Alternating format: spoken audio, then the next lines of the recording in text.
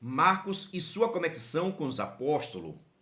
Foi rumo à casa da mãe de Marcos, onde um grupo de cristãos orava, que Pedro se dirigiu após ser solto da prisão milagrosamente. O evangelista conhecia bem o Senhor, sobre quem escrevia, e sabia também de quem era a mensagem do qual havia sido escolhido como portador, o Evangelho de Jesus Cristo, Filho de Deus, frisando a natureza divina de Jesus, seu serviço como cooperador e de seu tio Barnabé e do apóstolo Paulo em suas viagens missionárias. Mostra sua consciência a respeito da necessidade do cumprimento da ordenança do Senhor aos seus discípulos, conforme o seguinte versículo: Ide por todo o mundo, pregai o evangelho a toda criatura. Nós percebemos aqui o destaque que nós precisamos ter e reconhecer na vida deste jovem chamado Marcos, que foi muito útil. Mas você percebe aqui que Marcos teve uma família abençoada. Quando o apóstolo Pedro, por exemplo, foi preso e foi solto, a casa que ele estava indo, onde estava acontecendo a oração, era a casa da mãe deste Marcos, que é sobrinho de Barnabé. Veja só a importância quando você tem uma família estruturada. Observação: estava tendo oração, culto na casa de Marcos, ou na casa da mãe de Marcos, orando para que Deus pudesse dar livramento ao apóstolo Pedro. E assim aconteceu.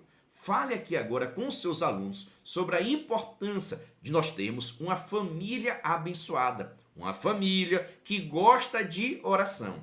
E percebemos aqui também, mais uma vez, a união e esse relacionamento entre o apóstolo Pedro e o escritor ao Evangelho de Marcos, porque havia uma conexão, uma unidade. Por isso nós falamos aqui que Marcos possivelmente era filho na fé do apóstolo Pedro. Recebia muitas orientações, é claro, além de Barnabé e o próprio apóstolo Paulo, que do início puxou sua orelha, não gostou porque ele voltou da obra missionária, mas depois foi tudo para a glória de Deus. Porque tem gente que é assim, viu?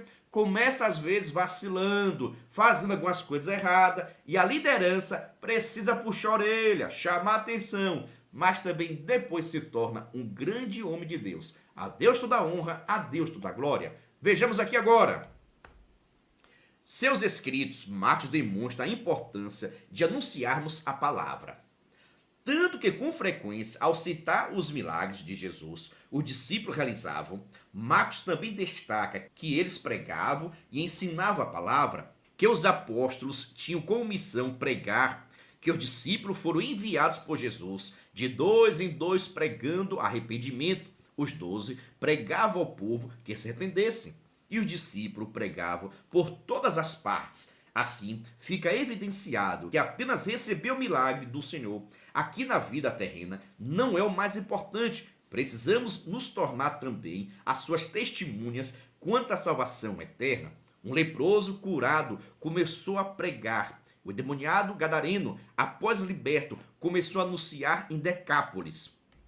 Destacamos aqui que Marcos vai ter sempre aquela preocupação de anunciar, de escrever os milagres de Jesus, mas também que os discípulos, os apóstolos, sempre estavam em missão, pregando e ensinando, deixando assim bastante claro que a missão da igreja é ensinar, pregar, ou seja, discipular, evangelizar, ganhar almas para Cristo. Tem muitas pessoas por aí querendo tão somente milagres, milagres, milagres, e não evangelizam, não oram, não meditam na palavra, não têm uma preocupação com o ensino e a pregação. Querem tão somente milagres, poderes, mas, de acordo com o Evangelho de Marcos, onde vai estar retratando muitos milagres de Jesus, mas sempre você vai ver a citação, a preocupação para que os discípulos estivessem sempre pregando o evangelho e anunciando a pregação.